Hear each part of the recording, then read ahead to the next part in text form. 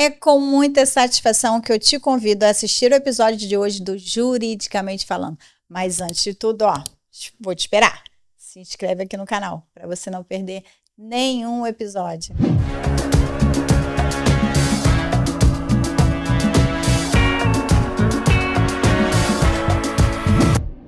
Se você alugou um imóvel ou pretende alugar, esse episódio é para você, porque existem regras, existem leis urbanas que precisam ser observadas para que você não tenha problema durante a locação e evitar, inclusive, um processo judicial. Hoje vamos falar de forma descomplicada sobre os principais pontos do contrato de locação de imóveis urbanos.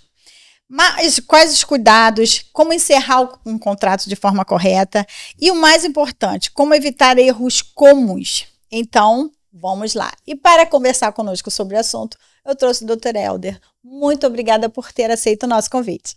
Olá a todos os ouvintes. Quero dizer para a doutora Isabel Andrade que é um imenso prazer aqui estar no programa, que eu gosto muito, e poder esclarecer de forma bem clara todos os relances, né, da lei de locações e as dúvidas que porventura venham a acontecer.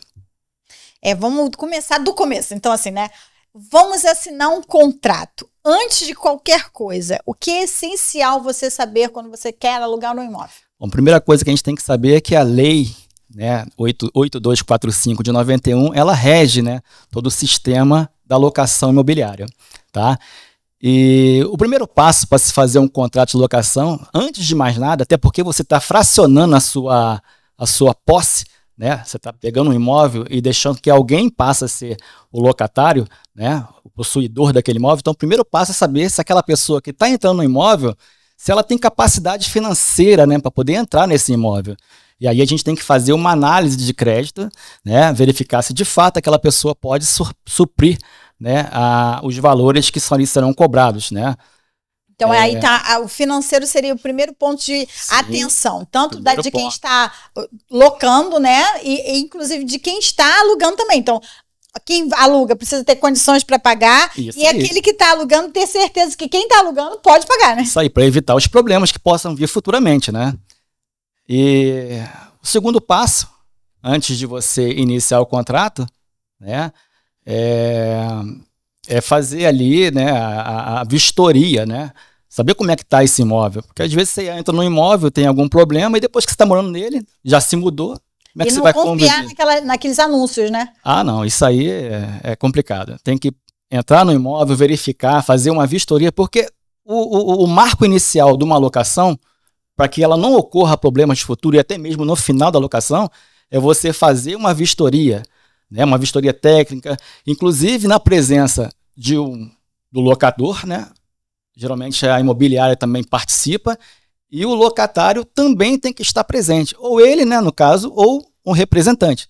Por quê? Ele tem que saber tudinho que ele está pegando ali, como é que está o estado do imóvel, se tem algum problema, verificar portas, janelas, né, energia. Pequenas avarias que podem dificultar a utilização do imóvel. Justamente, porque no final, a gente vai ver aí mais para frente, que no final, na vistoria final, esse contrato, essa vistoria de entrada, ela é comparada com esse... E que, na verdade, às vezes, no afã de entrar, a gente não dá valor, né? Justamente. Em relação a prazo, existe prazo mínimo, máximo, ou faz lei entre as partes? Então, a lei de locações, ela não estabelece que você deva seguir aquele prazo, mas ela estabelece prazos, né? Por exemplo, o contrato de locação residencial, que é o mais comum, né? O artigo 46 diz que ou ele tem que ser igual ou até 30 meses, né? Ou igual ou 30 meses, né? Já na locação comercial, que é aquele comércio que se estabelece, a lei de locação, ela estabelece que o prazo deve ser seguido ali de 60 dias, tá? Mas também nós temos a locação por temporada, que é aquela que você faz uma viagem, né? E aí a lei estabelece que deve ser até 90 dias. A lei estabelece esses prazos para não ocorrer aí situações que você não consegue retomar o imóvel com facilidade, tá? Exemplo disso, por exemplo, se a lei estabelece que na locação residencial o prazo mínimo é 30 meses, mas você vê que tem muitos locadores aí que eles fazem contrato de 1 ano, 2 anos. E agora é muito comum ter nos contratos aquela regra que após 1 ano é aceito a rescisão sem multa, né? Isso aí é importante a gente falar também. Mas vamos primeiro no prazo. Vamos dizer que a gente tem ali um contrato de 1 ano, por exemplo. Né? Se a lei estabelece 30 meses, um ano. Se a lei estabelece 30 meses e esse locador faz o contrato de 1 ano ou 2 anos, o que ocorre? Na hora que ele for fazer a rescisão, ele tem que fazer naquela data. Se a data está prevista ali de 1 ano, ele tem que notificar ali com 15 dias e pedir para que o locatário desocupe na data correta que está estabelecida no contrato. Porque se passar, o contrato prorroga, aí fica complicado, porque a lei vai estabelecer que ele só consegue retomar esse imóvel com 5 anos. Olha o prejuízo que ele tem nisso aí. Então, se ele quiser retomar antes disso, ele não vai conseguir. Se ele entrar com uma ação de despejo durante esse período, ele não vai conseguir. Quais os principais procedimentos para início do contrato de locação? Tipo, o checklist. Então, para você entrar no primeiro passo, você vai entrar na locação. Primeira coisa que você tem que fazer é o quê? É a vistoria, né?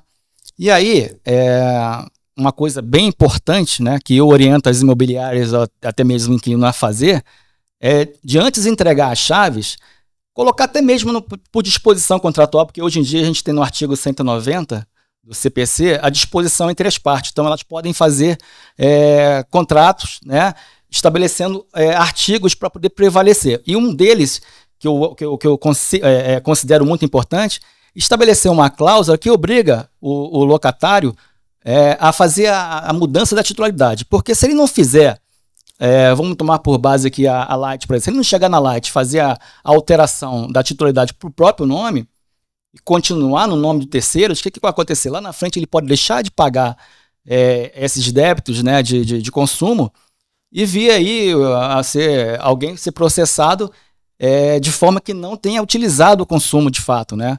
Porque se ele deixa débito, vai estar no nome do nome de terceiro. Né? Isso aí pode criar problemas, né? E o locatário, é até importante a questão da vistoria, que além da vistoria inicial e a final, existem as vistorias periódicas, que está previsto sempre no contrato de locação. E isso é de suma importância. Até uma amiga, né, falou para mim, o dono da casa falou que quer ir lá olhar a casa. Ele tem esse direito? Eu falei, tem esse direito. Justamente.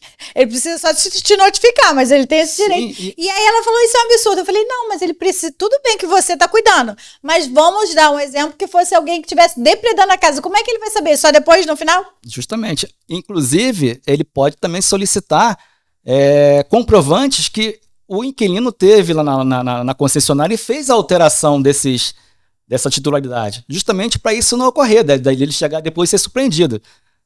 Entendeu? Quais os tipos de garantias hoje locatícias? Olha, garantias é um tema muito complexo, né? A gente tem várias. Vou falar aqui a mais simples, que é a caução. Né? Nós temos 7 no total.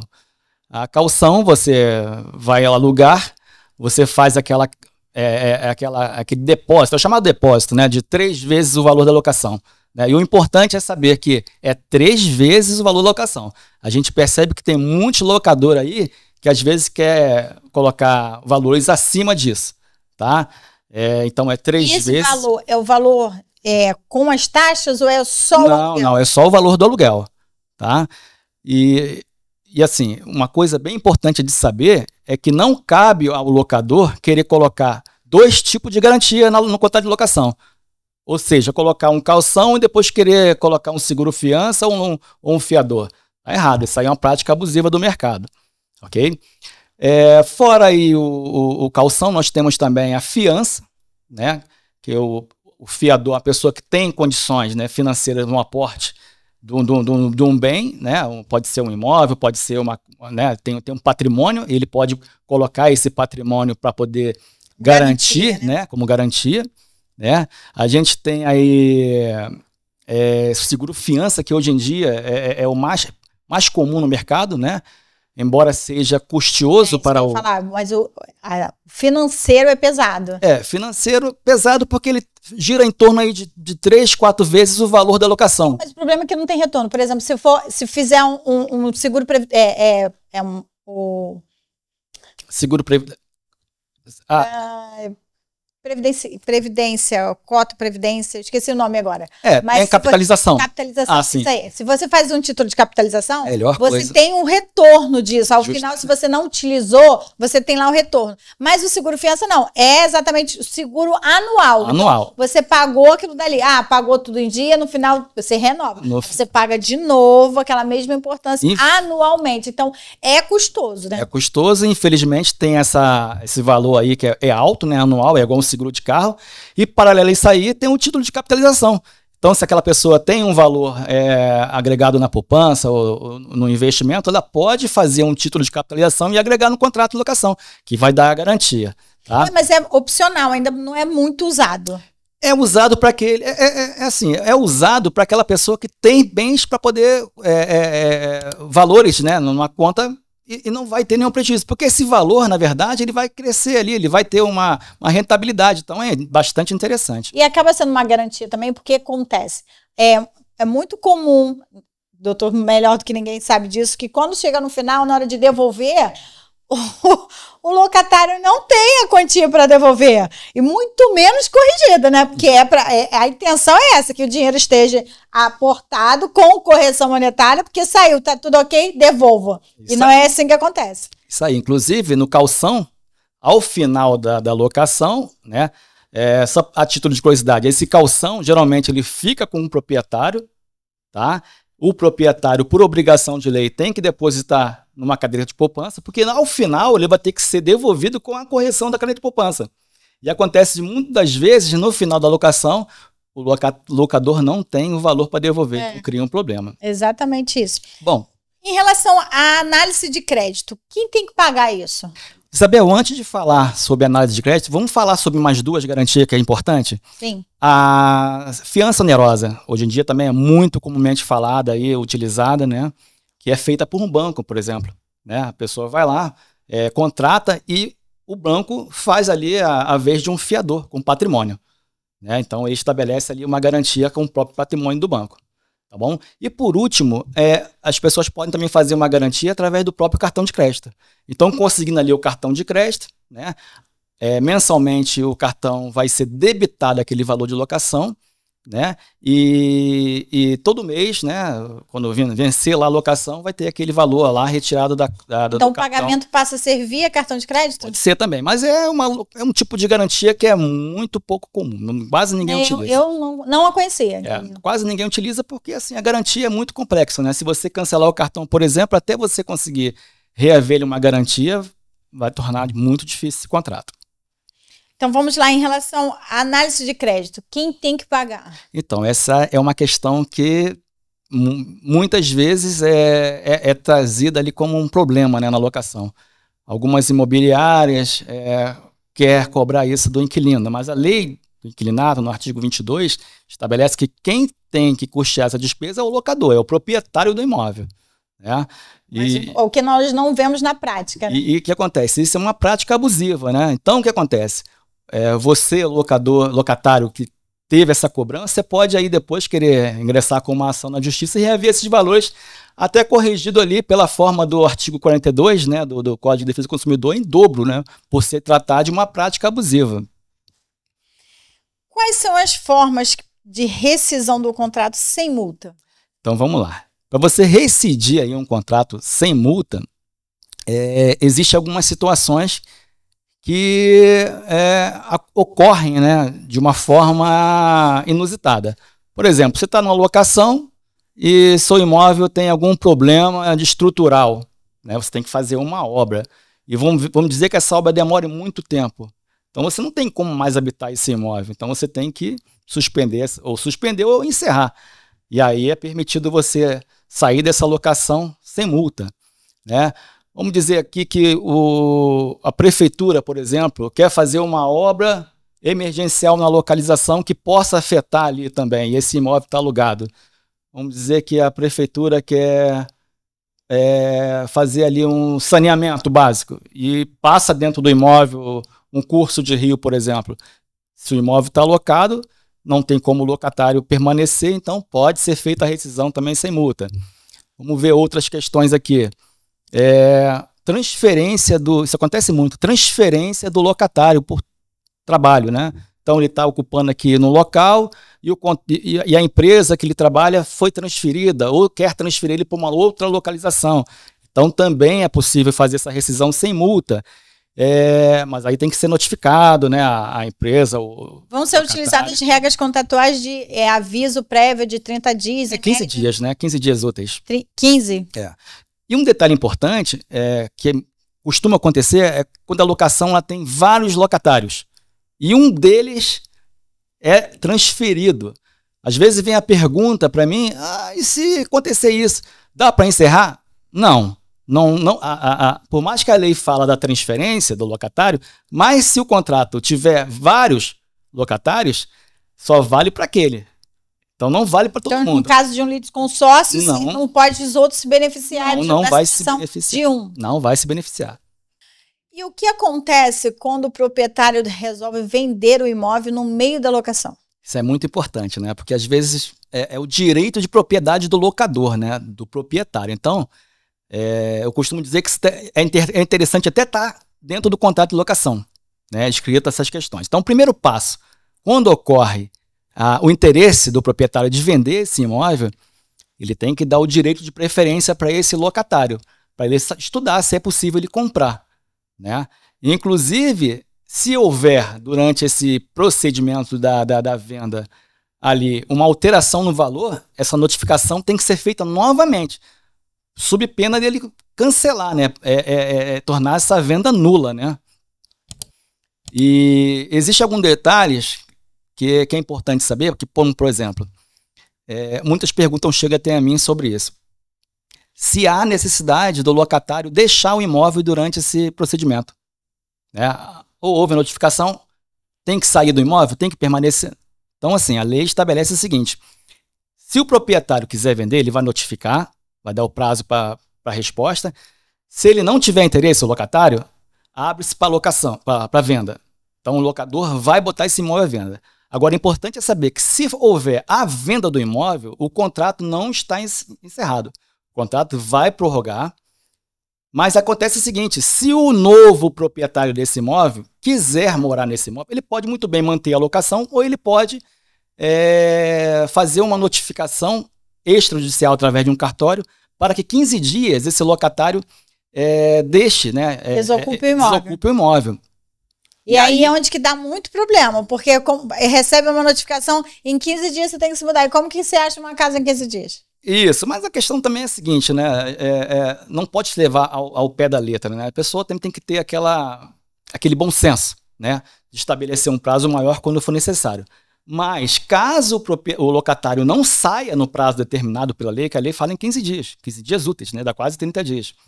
Quando o locatário não sai, o inquilino, o novo proprietário que comprou esse imóvel, ele pode se fazer valer da denúncia vazia, entrar com pedido judicial, né, para a saída, né, que é o despejo, através da denúncia vazia, que é um instituto. Na verdade, a melhor orientação é se o imóvel foi à venda, é melhor você não continuar lá, porque você pode ser surpreendido, porque você não sabe se o novo proprietário vai querer continuar a locação ou não. Então, a verdade é que ele vai permanecer no imóvel.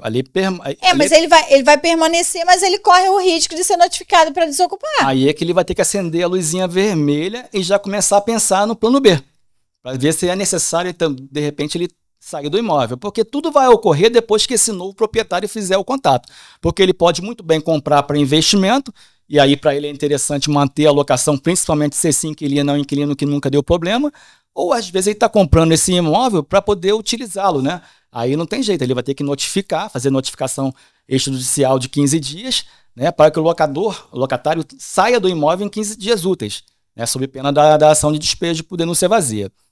Como que funciona o reajuste e a revisão do contrato? Mas antes da gente responder essa pergunta, deixa eu te falar duas coisas importantes para saber sobre essa questão da compra e venda. Há formas do inquilino continuar no imóvel. Então, o que ele pode fazer? Ou colocar através da disposição contratual, que caso ocorra a venda, que ele permaneça no imóvel até o término do contrato, ok? E também tem outra situação que tem que se fazer valer. Quando o inquilino pega esse contrato, vai até o registro de imóveis e faz a averbação desse contrato. Com essas duas situações, ele pode permanecer até o final da locação sem problema algum. Fica uma boa dica aí de fazer o registro, a verbação do registro da locação no RGI, que eu acho que é 1%, nem chega, né, que faça isso. Isso ocorre mais em contratos de locação comercial, né? Porque ele está ali com um fundo de comércio. Um investimento maior, né? Investimento maior, então para não correr nenhum risco, ele faz a verbação, que é custosa, né? É custoso. Então vamos voltar no como funciona o reajuste e revisão do aluguel. Então, reajuste e revisão são duas coisas, né, diversas.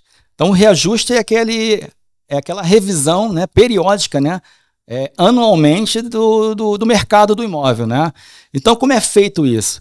Existem vários índices aí, IGPM, né, o IVAR, que é da Fundação Getúlio Vargas, e com base nesses índices você vai conseguir apurar. Como é que funciona? Você, por exemplo, o IGPM, que é o mais comum, você vai, como é anual, né, de 12 em 12 meses você faz esse reajuste, você vai pegar ali os 12 últimos meses, né, por mês, vai dividir isso por 12 e vai chegar num índice. E aí você vai aplicar no valor da locação.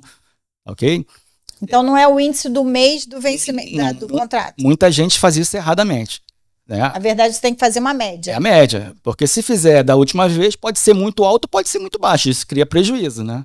Você percebe aí que na época da pandemia, tiveram diversas ações, porque o índice ficou uma coisa monstruosa, né? Baixou, e às vezes o proprietário tinha que baixar aluguel, né, aumentava, então ficou uma coisa meio desajustada. Por isso que é até importante dizer que esse IVAR é novo, né? A Fundação Getúlio Vargas criou mais para poder fazer essa compensação melhor.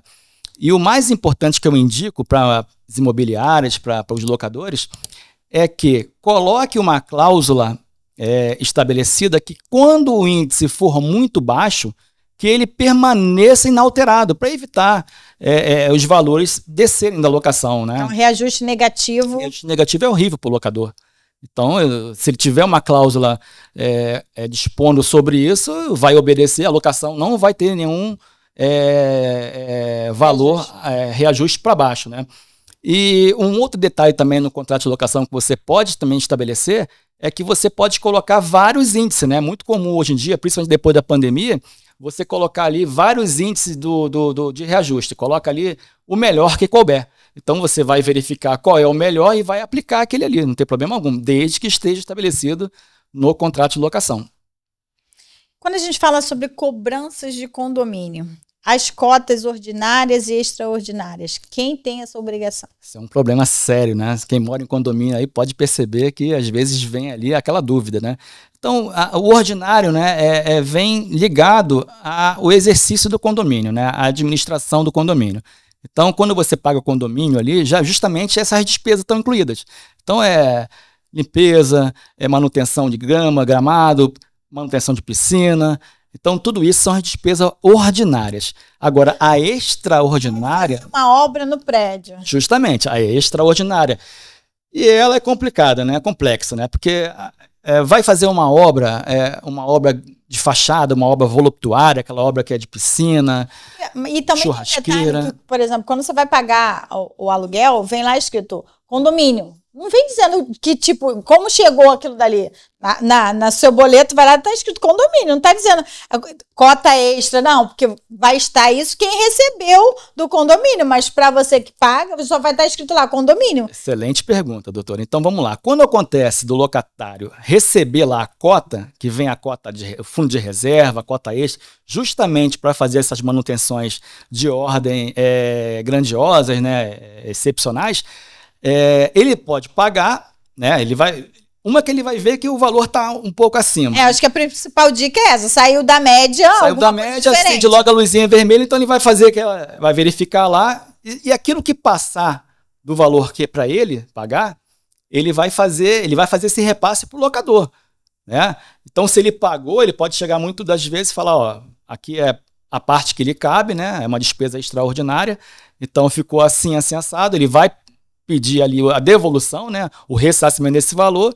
Uma vez que não é pago, ele pode pleitear uma ação judicial, né, de cobrança para poder reaver esses valores.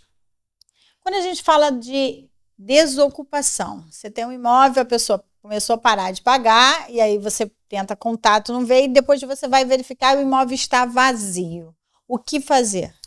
Essa questão é muito complexa porque Isso geralmente ocorre, né, quando o locatário deixa de pagar os seus boletos, né? Então, o locador procura lá um advogado, ou procura a própria imobiliária, a imobiliária tem um corpo jurídico, e aí a gente entra com a chamada ação, né, de despejo por falta de pagamento. E aí, muitas das vezes, quando você entra com a ação na justiça, aí começa aí as citações, citação volta, não encontra ninguém. Quando você vai até o local, você procura saber, ou através dos vizinhos, né, ou através do condomínio, se de fato aquele locatário permanece no imóvel. E muitas das vezes ele, para tentar se esquivar de muito das obrigações, ele sai do imóvel, às vezes deixa material, às vezes tira tudo na noite, né, nas escuras para ninguém ver. Então, uma vez que o locador sabe, tem essa informação de que o inquilino deixou o imóvel, se ele tiver com a ação na justiça, ele pode fazer um requerimento para o juiz para poder informar, né? Mas não é só um requerimento, ele tem que comprovar através de uma informação, fotografia, né, que o imóvel de fato está abandonado. E aí, mas ele não pode simplesmente adentrar o imóvel. Não, isso é crime, ele tem né? que estar calçado por uma decisão judicial de imersão na posse. Isso aí. Então, assim, geralmente como isso acontece, né, ele vai notificar isso através de uma petição, e aí o juiz, com base na prova que ele vai demonstrar, o juiz vai determinar que o oficial de justiça vá até o local, né? E aí tem o custo do chaveiro, o chaveiro vai chegar com o oficial de justiça, é custo do locador, o chaveiro vai abrir o imóvel, acompanhado do próprio locador e do oficial de justiça, e aí o oficial de justiça vai certificar que de fato o imóvel está abandonado, vai fazer o inventário de todos os bens que porventura estejam no imóvel, né, fazer uma relação, e aí o próprio locador vai ser o depositário desses bens, tá? E esses bens, eles podem ser utilizados para compensar os débitos deixados? Então, essa é uma pergunta que é muito interessante, porque a gente só vai saber se isso vai ser possível no final, porque esses bens podem ser levados a leilão. Mas isso somente nesse procedimento. Ficou me devendo, vou pegar essa televisão para mim. Não pode. Não pode. Vai ter que ficar guardada até o final do processo. Aí, se não conseguir o valor pretendido lá, pode ser utilizado esses bens, né? Às vezes tem bens, eu tenho uma ação que tem um forno incinerador que vale milhões, então esse bem está lá guardado para que caso no final não tenha o êxito da execução, né? E aí pode ser levado a leilão para poder garantir, né, a frustração da execução. E um detalhe que eu deixo bem em evidência para imobiliárias e locadores é que no próprio contrato ele pode estabelecer que em caso de abandono se faça através de uma ata notarial, né? O que seria ato notarial? Ele vai até o cartório de notas, procura lá um escrevente, pede para que seja feita uma ata notarial, e aí o escrevente vai até o local, né? Porque ele tem fé pública, então ele vai na presença de duas testemunhas também, se for o caso, adentra no imóvel com o chaveiro, verifica, faz todo o procedimento que o oficial de justiça, no caso da justiça, fará.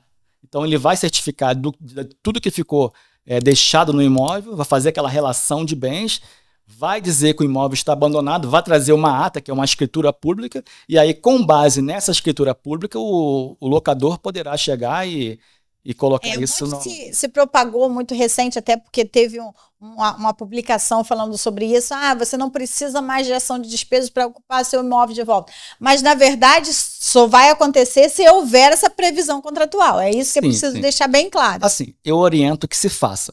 Mas, caso não tenha, que se faz. Porque assim, se você esperar às vezes a justiça resolver, demora muito tempo. Mas então pode, depois do contrato assinado, de última hora você não tem essa previsão, você pode ainda assim se valer desse instrumento? Porque o escrevente, ele tem fé pública. E é isso que vai garantir que o procedimento vai ser correto. O que não pode ocorrer é o locador com chaves de reserva, chegar no local, adentrar o imóvel. Aí ele está cometendo crime, então pode responder até por uma invasão de domicílio, né, de propriedade, então isso é mais complicado. Como que funciona a rescisão antecipada e essa multa pela essa rescisão? Então, a rescisão antecipada é um benefício apenas do locatário, né? Às vezes a gente vê aí muito contrato aonde o locador coloca, né? Que ele também pode se valer desse benefício, mas não. Entendeu? Então, no contrato de locação... Mas se tiver no contrato, vale? Não vale. Não vale? É uma prática abusiva. Esse é um benefício apenas do locador. Se ele quiser fazer uma... Não faz lei entre as partes? Mas não pode. Ele vai contra a lei. Contra a própria lei do inquilinato. Então, é uma cláusula que lá na frente ele pode alegar e pode destruir essa cláusula por ela não ter previsão legal. Ele assinou concordando? Mas não pode. Muitos colocam e na justiça se quebra. Então tem que ter muita atenção com relação a isso. Então o que ele vai fazer? Ele vai fazer aquela notificação que pretende sair do imóvel. O ideal é que seja quanto mais rápido possível, né? 2 meses, 3 meses, mas tem situações que ele tem que sair em 15 dias. Então ele faz, e aí uma vez que ele foi feito, o locador vai calcular lá a multa rescisória, né? Que é interessante, né? Saber como se aplica essa multa rescisória, né? Muitas vezes me perguntam, quanto que eu tenho que pagar? Então, 3 vezes o aluguel, mas é durante todo o período? Não, ele é proporcional ao tempo que falta da locação. Então, se falta 10 meses para acabar, é sobre aqueles 10 meses, não é sobre 30 meses. Então, se faltam 10 meses, quanto que a pessoa tem que pagar? Então, ele tem que pagar 10 meses. Aí ele vai fazer os 3 aluguéis, multiplicar. Aí tem que fazer o cálculo da multa rescisória em cima daqueles 10 meses. Não botar em cima do contrato integral, porque ele já usou o contrato quase todo. Barulho excessivo do vizinho. Pode ensejar a rescisão do contrato? Claro. Isso aí acontece demais. Sem multa? Não, sem multa não. Ué, mas peraí. Assim, sim, sem multa, porque vai ensejar o quê? Porque quando você entrega um imóvel... Ficou inabitável, né? Quando você entrega o imóvel, a lei estabelece que você tem que entregar o imóvel... Eu sabia que minha vizinha é a Ludmilla. E aí? Elas fazem as festas dela que vai na madrugada. Não, e detalhe, eu fui vizinho da Ludmilla, sei o que você está falando. Então, assim, quando você dá ali o seu imóvel, você deixa o inquilino numa situação de comodidade. Então, ele está alugando o teu imóvel para servir de moradia. Então, não tem que ter nenhum problema. Deturpou o fim, né? Deturpou o fim fiscal, que se destinava. Isso aí. E era eu chegar em casa para ir dormir, eu não posso. Então, assim, o que eu oriento? O primeiro passo que tem que ser feito é tentar chegar a um acordo. É notificar, é tentar conversar. E essa notificação pode ser feita pelo próprio locatário? Pode. Inclusive, você pode até notificar o síndico, né? Se for o caso, né? Porque às vezes não ocorre só em casa, ocorre em condomínios, né? O vizinho de cima tá fazendo bagunça, criança pulando, não é isso? Mas isso é uma cláusula que caberia a rescisão sem multa. Sem multa, porque é um problema que foi criado ali que não foi de intuito, né, do locatário. Ele aluga o imóvel para ter a sua moradia com a calmaria, né, de sempre. Quais os principais procedimentos para o encerramento do contrato de locação? Então, primeiro a gente falou lá na frente da vistoria de entrada, não é isso? Então, os procedimentos para a saída fazer aquela vistoria final, né, para certificar se de fato aquela vistoria inicial ali está batendo com a vistoria final. Então, é uma comparação. Então, ele vai verificar como ele entrou, porque o inquilino tem que devolver do mesmo estado o imóvel quando ele sair. Agora, tem os detalhes, né? Nem sempre, tem que pintar o imóvel? Não, nem sempre. A não ser que o imóvel tenha lá, você tem uma criança pequena que rabiscou. Então, aquela sujeira de uso, ela não é obrigatória? Não, isso aí é o estado natural, né? É uma questão... A não ser que tenha lá no contrato escrito que tem que entregar o imóvel pintado. Mesmo que tenha. Se você querer obrigar o inquilino a pintar, tá errado. É uma cláusula nula, né? Porque ela é abusiva.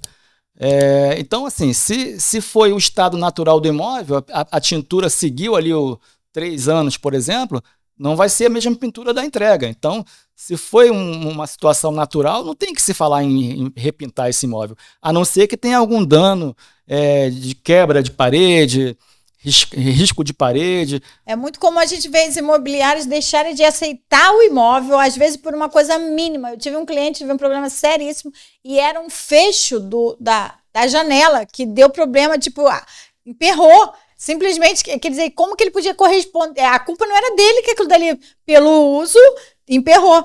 E a imobiliária não aceitou o imóvel. Às vezes nem a imobiliária sabe do que significa o uso do imóvel, né? Então, se de fato a fechadura, isso acontece muito com fechadura.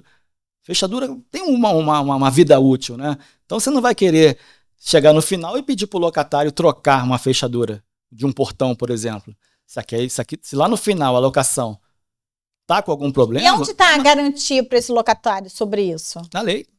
Na lei, se ele tiver algum problema... Porque no contrato vai estar escrito que ele tem que entregar o imóvel pintado. Então, nesse caso, o que ele vai ter que fazer? Ele vai ter que notificar a imobiliária dizendo que foi uma situação usual, né?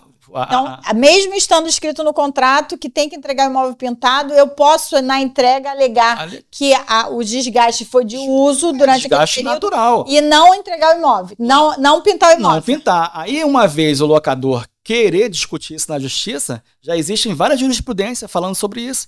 Certamente vai ter ali uma imprudência, uma improcedência nessa ação, porque se for um desgaste natural, não há que se falar em pintar esse imóvel.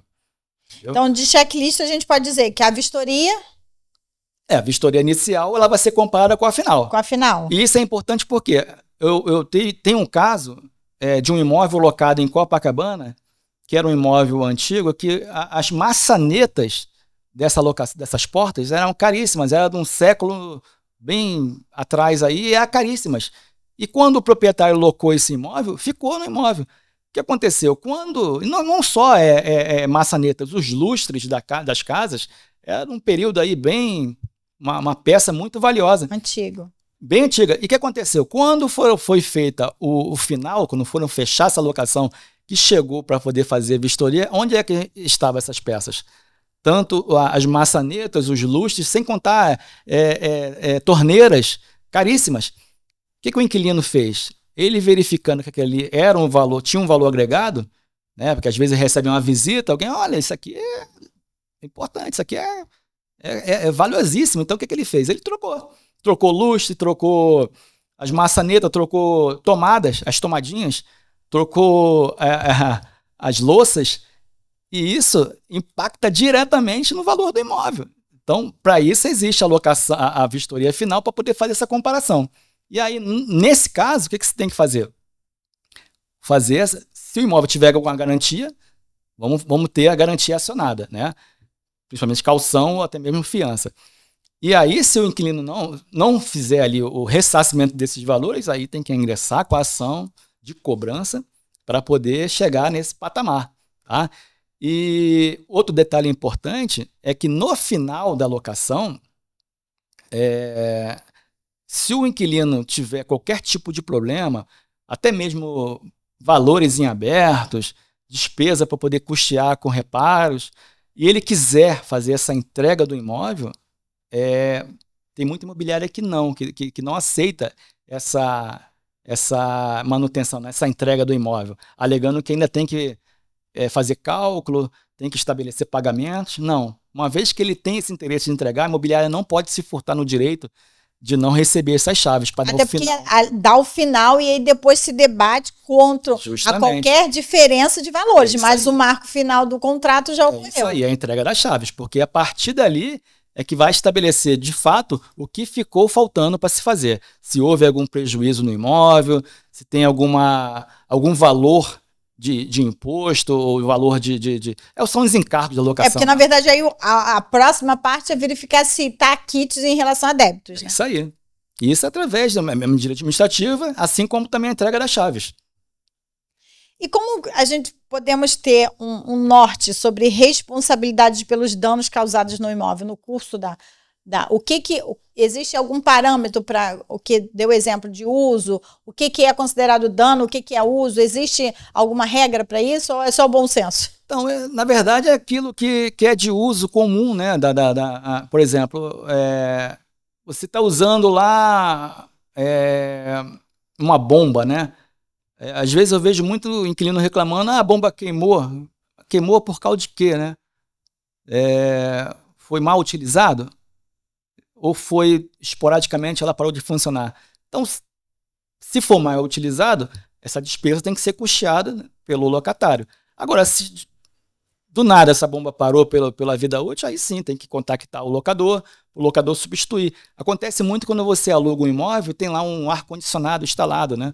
Eu já vi televisões, eu já vi muitas das vezes essas televisões do nada apagar e ar-condicionado parar, e aí o locador é acionado para poder resolver essas questões, né?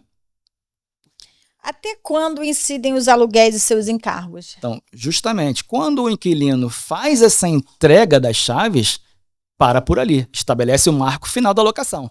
Tá? Mesmo que venha ali valores para poder ser cobrados futuramente, mas a obrigação da imobiliária, como nós já falamos, é receber essas chaves e dar por fim ali, para poder até fazer o cálculo, né, do que tem ali a receber, ou a ajustar ali, para de fato encerrar.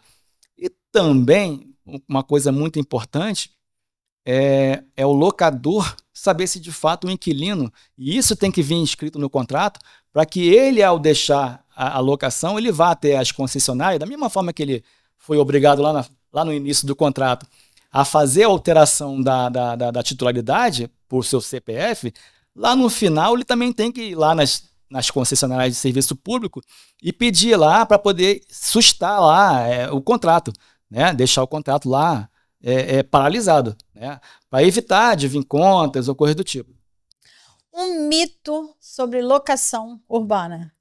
Bom, um muito comum que eu vejo ocorrer, principalmente quando há aquela questão da quebra contratual por falta de pagamento e esse contrato esteja por garantia de fiança, é que quando estabelece lá na frente uma decisão judicial, né, e esse contrato ele tem ali a fiança de um imóvel, por exemplo, e aí o fiador quer chegar e alegar que esse imóvel é bem de família, né? E a lei e a jurisprudência é bem clara para isso. Quando o fiador oferece esse bem em garantia, não adianta depois ele querer dizer que esse imóvel... Mesmo a responsabilidade, justamente, até porque quando ele ofereceu já era o bem. Mesmo ele tendo apenas esse imóvel. Ah, é o único bem, Mesmo assim, lá na frente, quando for fazer a penhora do imóvel, o juiz vai determinar, vai fazer a avaliação e esse imóvel vai a leilão. Então, esse mito aí é bem comum de acontecer, principalmente desses imóveis, quando ele é garantido por fiança. O contrato de locação é muito comum, mas não tira a sua complexidade, né? Então, o mais importante sempre é que ambas as partes tenham conhecimento, né, da legislação para se garantir no sentido de segurança ampla, né? Não só em relação ao contrato, até porque acaba sendo um mito também essa questão de que o contrato vai fazer a lei.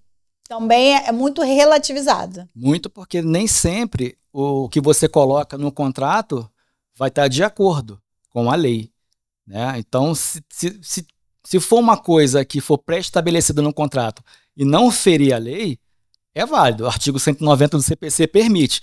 Agora, se ferir a lei, vai ter problema no futuro. Essa disposição lá na frente vai tornar nula, né, a critério do próprio Código de Defesa do Consumidor. Muito obrigada, doutora Helder. Não sei se eu esqueci de alguma pergunta, você quer fazer alguma ponderação final? Assim, eu acredito que foi falado tudo, né? Muitas questões interessantes. E deixar aí aberto aí para quem tiver alguma dúvida, quiser perguntar através das minhas redes sociais, até das redes sociais do programa. A gente está à disposição para poder esclarecer.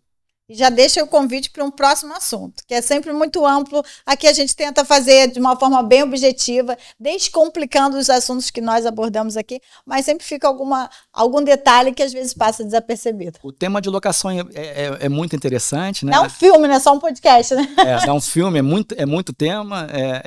Queria abordar tudo, porque são questões que do cotidiano, da sociedade, são questões complexas, mas o tema é muito longo, eu espero ter abordado a maioria deles e, se possível, numa próxima oportunidade, vamos falar de compra e venda, né? Tem muita coisa interessante também.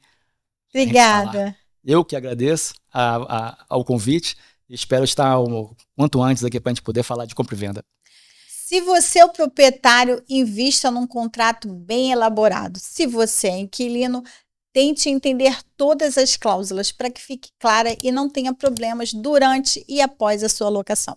Mas se ainda assim ficou alguma dúvida, você pode colocar as perguntas aqui nas nossas caixinhas que nós vamos responder a todos. E também nos siga nas redes sociais, doutora Isabel, doutor Eldo, e o Juridicamente Falando, para você não perder nenhum episódio. Ah, e não esqueça de se inscrever no nosso canal.